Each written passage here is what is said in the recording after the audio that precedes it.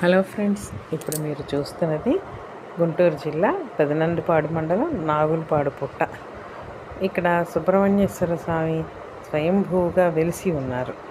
భక్తులకి ఎంతో నమ్మకం ఉంటుంది ఇక్కడికి రావటానికి. వచ్చి అక్కడ వాళ్ళ కోరికలు చెప్పుకొని స్వామివారి చుట్టూతా ప్రదక్షిణాలు చేస్తూ వారు పోస్తారు. బిందెలతో నీళ్లు తీసుకొని ముందుగా మనకి విఘ్నేశ్వరుడి దర్శనం ఉంటుంది. ఫస్ట్ గుడిలోకి వెళ్ళంగానే మొదట కనపడేది విఘ్నేశ్వరుడు. ఆయన్ని దర్శించుకొని ముందుగా విఘ్నేశ్వరుడు పూజ చేసుకోవాలి కదా.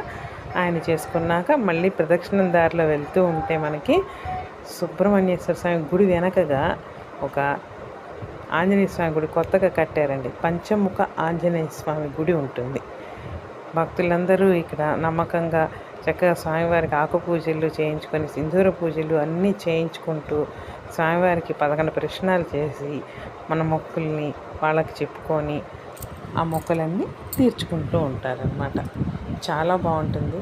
ఏ కోరిక కోరినా వెంటనే స్వామివారు తీరుస్తారని నమ్మకం ఇక్కడ. ఆయన్ని దర్శనం చేసుకొని మళ్ళీ ప్రదక్షిణ మార్గంలో అలా వస్తూ ఉంటే మనకి కనపడేది చూడండి. ఇలా వెళ్తూ ఉంటాం కదా, ఇది పుట్ట యాక్చువల్గా. కానీ దీని ముందే ఇంకొకటి ఉంటుంది మనం చూడాల్సింది.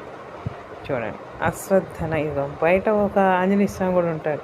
ఫస్ట్ ఉన్నది ఈయనండి, తర్వాత ఆ గుడి కట్టారు. తర్వాత ఇలా వస్తూ ఉంటే మనకి అశ్వత్థనారాయణ వృక్షం అంటే వేప చెట్టు, రావి చెట్టు. వేప చెట్టుని లక్ష్మీదేవిగా, రావి చెట్టుని విష్ణుమూర్తిగా కొలిచి ఆయనకి ప్రదక్షిణాలు చేసుకొని అక్కడ నుంచి ప్రదక్షిణ మార్గంలో మళ్ళీ వస్తూ ఉంటే మనకు అసలు దేవుడి దర్శనం అవుతుంది అన్నమాట. ఆయనే సుబ్రహ్మణ్యేశ్వర స్వామి.